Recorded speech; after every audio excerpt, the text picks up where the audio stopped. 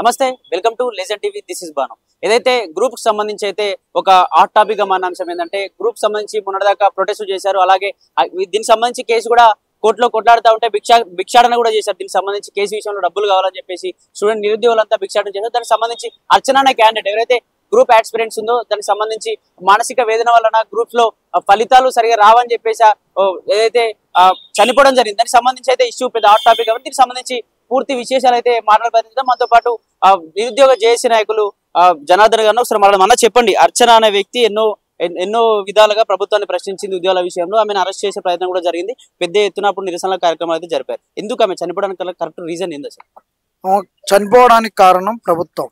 ఇది ముమ్మాటికి ప్రభుత్వ హత్యనే. ప్రభుత్వ హత్య మూడోసారి కూడా చెప్తున్నాం, ఇది రేవంత్ రెడ్డి ప్రభుత్వ హత్య. ఎందుకంటే వీళ్ళు 1 సంవత్సరంలో 2 లక్షల ఉద్యోగాలు ఇస్తారని ప్రామిస్ చేసిర్రు. మా ప్రభుత్వం వచ్చిన వెంటనే గ్రూప్ 2లో 1000 ఉద్యోగాలు అన్నారు, పెంచుతామన్నారు.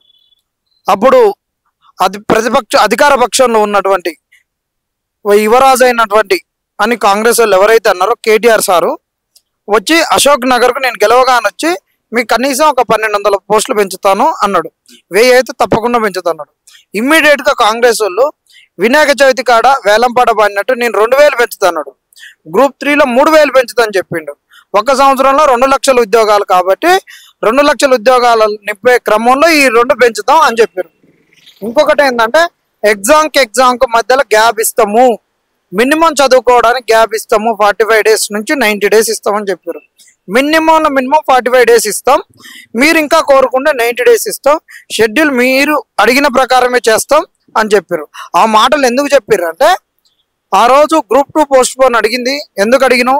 జేఎల్ ఎగ్జామ్స్ ఈ గ్రూప్ 2 అనేది క్లాష్ అవుతుంది, ప్లస్ టీఆర్టీ క్లాష్ అవుతుంది, గురుకుల రిక్రూట్మెంట్ బోర్డు. ఇవి అన్ని క్లాష్ అవ్వడంతో ఒకదాని మీద ఒకటి ఓవర్లాప్ అవ్వడంతో ఆ రోజు టీజీపీఎస్ దగ్గర ధర్నా చేసినాం. ఆ ధర్నాకు అద్దంకి దయాకర్ గారు, ఈ బల్మూరి వెంకట్ గారు, కోదండరామ్ గారు వీళ్ళందరూ వచ్చారు. ఈవెన్ రియాజ్ గారు కూడా వచ్చారు. ఆ రోజు పెద్ద గొడవ జరిగింది. ఆ రోజు ఉన్నటువంటి మెట్రో మీదకి ఎక్కడం జరిగింది. సాయంత్రం 8-9 వరకు కూడా ఒక రణరంగంగా మరో తెలంగాణ ఉద్యమం లెక్క ఉంది. అలాంటి క్రమంలో వీళ్ళు వచ్చి ఇచ్చినటువంటి హామీలు ఇవి దాన్ని గుర్తు చేస్తూ ఈ చెల్లి కూడా ధర్నా చేసింది. ఎందుకంటే మాకు గ్రూప్ 2 ఎగ్జామ్కు, గ్రూప్ 1 ఎగ్జామ్కు, గ్రూప్ 3 ఎగ్జామ్స్కు ఎక్కడ కానీ టైం ఉండట్లేదు, సరిపోవడం లేదు. మీరు ఇచ్చిన మాట ప్రకారం పోస్టులు పెంచి పోస్ట్ పోన్ చేయమని అడిగినాం. వీళ్ళు పోస్టులు పెంచలేదు, పోస్టులు పెంచకుండా పోస్ట్ పోన్ చేసిర్రు. ఆ రోజు డిఎస్సి కూడా క్లాష్ అయింది. సో అన్ని గందరగోళాల మధ్య ధర్నా చేసినాం. ఎంతో తిరిగినాం, పట్టించుకోలే. చర్చలు చేసినాం, పట్టించుకోలే. ఆ రోజు నైట్ మొత్తం ధర్నా చేసినాం. నైట్ మొత్తం ఆ చెల్లి ఉంది. ఆ చెల్లి ఉంటే తెల్లారి అరెస్ట్ చేసి, ఆ తెల్లారి మొత్తం మార్నింగ్ 6కి అరెస్ట్ చేసి మళ్ళీ ఈవినింగ్ 7 వరకు స్టేషన్లో పెట్టుకొని రిలీజ్ చేసిర్రు. ఆ రోజు ఆ అమ్మాయి అరెస్ట్ అనేటటువంటి చాలా వైరల్గా మారింది. దాని తర్వాత కూడా నిరుద్యోగులం వీళ్ళ మేము ఏ మాట చెప్పినా కాంగ్రెస్ ప్రభుత్వం పట్టించుకోవట్లేదు, చలో ఢిల్లీ పోతామని, మాకు పైసలు లేవని ప్రతిపక్షాల దగ్గర అడుక్కుంటుంటే ఇది ప్రతిపక్షాలు చేపిస్తున్న ఉద్యమం అని చెప్పడంతో మేమేం చేసినాం అంటే, అప్పుడు ఈ బయట అడుక్కోవడం స్టార్ట్ చేసినాం జోలు బట్టి. అప్పుడు ఆ చెల్లి వచ్చి డబ్బులు వేస్తే ఆమెను కూడా పట్టుకొని నువ్వు ఎట్లా వేస్తావని చెప్పేసి పోలీసులు ఆమెను పట్టుకొని తీసుకొని పోయారు. ఆ వీడియో కూడా వైరల్ అయింది.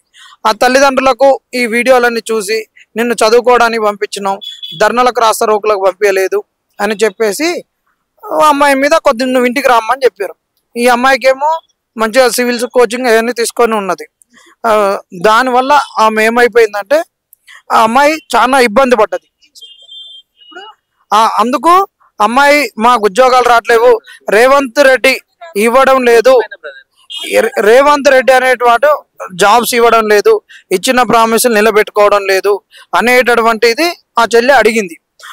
ఉద్యోగాల గురించి నేను రాస్తున్నా, వస్తేవో రావు, పేపర్లో అడావుడికి ఇచ్చిర్రు, గ్రూప్ 1లో కూడా రాంగ్ క్వశ్చన్స్ ఇష్టం వచ్చినట్టు పాత డేటా ఇచ్చిర్రు, ఆ సిట్ రిపోర్ట్ లేదు, రేవంత్ రెడ్డి చేసిందంతా ఆగమాగము, అసలు ఈ ఉద్యోగాలను సరే కరెక్ట్ నింపరా, ఏం చేస్తారు అనేటటువంటి ఒక గందరగోళంతో ఆ చెల్లె మదన పడుతూ చనిపోవడం జరిగింది. దానికన్నా ముందు కూడా గ్రూప్ 4లో జిఆర్ఎల్ ఇచ్చినప్పుడు ర్యాంక్ వస్తుందని రాని పక్షంలో అమ్మాయి కూడా చనిపోయింది. ఇంకొక అమ్మాయి సంగీత కూడా ఇట్లనే ఎగ్జామ్స్ అని ఓవర్లాప్ అవుతుంటే పోస్ట్ పోన్ చేయమని చేయకపోతే సంగీత చనిపోయింది దగ్గరికల్లో. ఈ విధంగా చాలా మంది ఈ చెల్లెకన్నా ఇద్దరు చనిపోయారు. ఇక నా పరిస్థితి కూడా ఇంతే అవుతుందేమో, నేను చనిపోతేనన్నా ఈ ప్రభుత్వం కళ్ళు తెరుస్తుందేమో, నేను చనిపోతేనన్నా నా వెనకున్న నిరుద్యోగులకు ఉద్యోగాలు వస్తాయేమో, నేను చనిపోతేనన్నా వీళ్ళు ఇచ్చిన ప్రామిస్లు కాంగ్రెస్కి గుర్తొస్తుందేమో, నా చిత్రపటానికి చూసినప్పుడన్నా వీళ్ళకి గుర్తొస్తాయనే ఉద్దేశంతో ఆ చెల్లె చనిపోయింది. వాళ్ళు ఆర్థికంగా జర మంచి కుటుంబమే, మధ్యస్థాయి కుటుంబమే.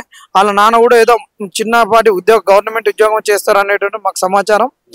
ఆ చెల్లె చనిపోవడానికి కారణాలు ఇవే. ఇది ఫ్యామిలీ మెంబర్స్ తో మాట్లాడే ప్రయత్నం చేశారన్న చనిపోయిన తర్వాత అయితే చేద్దాం అనుకున్నాము. ఏంటంటే ఆడపిల్ల చనిపోయింది. అంతకుముందు ఎవరికి మాకు వాళ్ళ ఫ్యామిలీకి ఎప్పుడు పోయింది లేదు, చేసింది లేదు. వాళ్ళ ఫ్యామిలీని అడిగితే మళ్ళీ ఎంత ఇబ్బంది పడతారో. ఒక ఆడపిల్ల కదా చనిపోయింది, మా పిల్ల చనిపోయి ఉంటే మళ్ళీ వీళ్ళు వచ్చి అడుగుతున్నారని. ఇంకొకటి మేము పోతే అక్కడికి పోతే ప్రభుత్వం వాళ్ళ మీద ఏం ఒత్తిడి చేస్తుందో అని మేము కూడా ఆలోచించినాం. ఎందుకంటే రేవంత్ రెడ్డి గారి ప్రభుత్వం పెద్ద పెద్ద వాళ్ళను నొక్కుతున్నది, మేము మీడియాలను నొక్కుతున్నది. మళ్ళీ ఆడిపోయినాక మీరు ఎందుకు ఇస్తున్నారు డేటా, మీరు ఎందుకు చెప్తున్నారు, నీ మీడియా అట్ట చనిపోయిందా ఇట చనిపోయిందా అని ఇంకా ఉన్న వాళ్ళ మీద ఇబ్బందులు పెడతారు.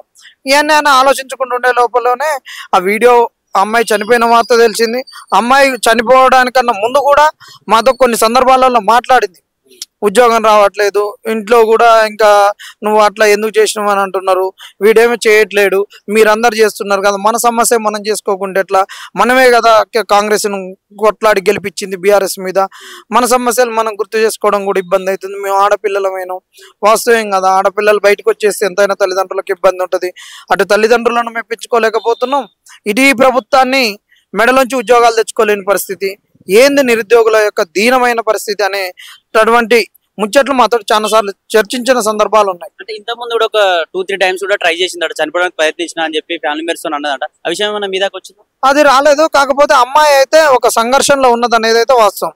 ఎప్పుడైతే విజయన్లోకి వెళ్ళి ఉద్యోగం తీసేసారో అవన్నీ జరిగినాక వీళ్ళు పోస్టులు పెంచకపోవడం, అదే విధంగా ఎగ్జామ్స్ పెట్టడం, ఆ పేపర్లు కూడా గందరగోళంగా ఇవ్వడము, వీటన్నిటి వల్ల అమ్మాయి అయితే మేజర్ మొత్తము ఈ ఉద్యోగ సమస్యల్లోనే ఉద్యోగాలు ఎట్టొస్తాయి ఏంటిది, ఇన్ని రోజులు చదువుతున్నాం, ఒక 3 ఏళ్ల సంది ఉన్నాం, ఒక ఆడపిల్లను అనే మదనంతో, ఆ యొక్క ఆలోచనతోటే, ఆ గందరగోళంతో చనిపోయింది, ఆ మానసిక సంఘర్షణలోనే చనిపోయింది. కాబట్టి ఇది ప్రభుత్వ హత్య. ఇప్పటికైనా శ్రీధర్ బాబు నిన్న వచ్చి మాట్లాడుతున్నాం, జాబ్ క్యాలెండర్ ఇస్తున్నాం, వర్గీకరణ క్లాసిఫికేషన్ వల్ల ఆగింది, ఇప్పుడు మేము అన్ని గెస్టెడ్ ఉద్యోగాలు ఇస్తున్నాం, అది దాన్ని మాట్లాడకరు. ఇవ్వండి, మీరు ఆల్రెడీ ఒకసారి ఇచ్చిర్రు, దాన్ని పక్కన పడేసిర్రు, మళ్ళీ ఒకసారి ఇచ్చిర్రు, వర్గీకరణని పక్కన పడేసిర్రు. ఎన్ని జాబ్ క్యాలెండర్లు ఇస్తారు? మీరు ఇచ్చిన జాబ్ క్యాలెండర్ ప్రకారం ఏ నోటిఫికేషన్ ఇచ్చిర్రు? మీరు వచ్చినాక ఇచ్చినటువంటి ఉద్యోగాలు పట్టుమని 10,000 లేవు, 57,000 ఉద్యోగాలు అని చెప్తున్నారు. మీరు ఎందుకో వచ్చిర్రు? ఈ 29 జీవో తీసుకురావడము, గందరగోళం చేయడము, గురుకులాలలో రిలింక్విష్మెంట్ లేకపోవడము, 46 జీవోను రద్దు చేయలేకపోవడము, ఇవన్నీ అర్చన చావుకి అన్ని కారణాలే. ఎందుకంటే ప్రభుత్వ వైఖరి ఇక్కడ స్పష్టంగా కనిపించింది. గురుకులాలు కష్టపడ్డారు, రిలింక్విష్మెంట్ ఇవ్వమన్నారు, ఒకరికి 3 ఉద్యోగాలు వచ్చినాయి. ఆ గత ప్రభుత్వం ఏం చేసిర్రు? ఒక్క పీజీటీ, టీజీటీ, జేఎల్, డిఎల్ అన్నిటికీ సేమ్ సబ్జెక్ట్ ఉంటే జిఎస్ ఒకటే పెట్టేసిర్రు, సబ్జెక్ట్ పేపర్లో తేడా చేసిర్రు, జిఎస్లో మంచిగా వస్తే అంత ఉద్యోగాలు వచ్చినాయి. అట్లా వచ్చినప్పుడు మీరు రిలింక్విష్మెంట్ పెట్టి ఒక్కరికి 3 ఉద్యోగాలు వస్తే మిగతావి వేరే వాళ్ళకి ఇస్తామని చెప్పారు, అది ఇవ్వలేదు. 29 జీవో తెచ్చారు, దాన్ని కొట్లాడితే సాల్వ్ చేయలేదు. 46 జీవో మేము రాగానే రద్దు చేస్తామన్నారు, చేయలేదు. ఇంకా మీరు ఏం చేసిర్రు? పోస్టులు పెంచడానికి పెంచలేదు, జాబ్ క్యాలెండర్ ఇంప్లిమెంట్ చేస్తాను చేయలేదు, కనీసం నిరుద్యోగులతో కలవలేదు. నిరుద్యోగులు అడిగితే కొట్లాడారు, ఇలా రూమ్లలో పోయి తీసుకొచ్చి తనలాడారు. వీటన్నిటి వల్లనే అమ్మాయి ఎందుకు ఒకళ్ళం చనిపోక తప్పదు అన్నట్టు చనిపోయింది. వీటన్ని కారణాలు. కాబట్టి నిన్న శ్రీధర్ బాబు గారు మాట్లాడిన మాటలు ఒట్టి మాటలు, డొల్ల మాటలు. ఆ డొల్ల మాటలు కావద్దంటే మీరు మాట మీద నిలబడి ఎమ్మడే నోటిఫికేషన్స్ ఇవ్వాలి, నోటిఫికేషన్స్ ఇచ్చి తీరాలి. ఇంకా గ్రూప్ 1 మీద కూడా చాలా గందరగోళాలు ఉన్నాయి, అవి తర్వాత మీకు చెప్తాం. అరచన సావుకు వీళ్ళే కారణము. బీఆర్ఎస్ కన్నా కూడా ఈరోజు కాంగ్రెస్ నిరుద్యోగుల పట్ల ఒక పైచాచిక ఆనందాన్ని పొందుతున్నది. మా మీద లాఠీ చార్జీలు చేయించుకొని ఎక్కడున్న విద్యార్థుల పైన దాడులు, హెచ్సీలకు కూడా దాడులు చేశారు కదా. కాంగ్రెస్ ఇంత దారుణంగా ఉంటుందని అనుకుంటే మాత్రం అసలు కాంగ్రెస్ కు ప్రచారం చేయబోదు. ససచ్చినా బతికినా వీడిచ్చి ఎట్లన్నా ఉద్యోగాలు అని ఈ బీఆర్ఎస్ ఎటన్నా పోని, కాంగ్రెస్ ఎటన్నా పోని, ఈ రాజకీయాలు ఎవరికి పుట్టిన రాజకీయాలు, మనకెందుకు రాజకీయాలని ఆ సపోర్ట్ చేయకుండా ఇళ్లలో పోయేటోళ్ళం. అప్పుడు వీళ్ళు వచ్చేటోళ్ళు పోయేటోళ్ళు, ఆ బీఆర్ఎస్ వచ్చేదో పోయేదో, ఎవడు అధికారంలోకి వచ్చేటోడో పోయేటోడో అప్పుడు దేవుడు ఎరుగు. మమ్మల్ని వీళ్ళు చేస్తారు, అంతో ఇంతో చేస్తారని రాహుల్ గాంధీ గారి మాట, ప్రియాంక గాంధీ గారి మాట విని మేము ఓటేసి ఇలా కోరి తెచ్చుకొని ఎగిరెగిరి తన్నించుకుంటున్నాం కాంగ్రెస్ వాళ్ళతోటి.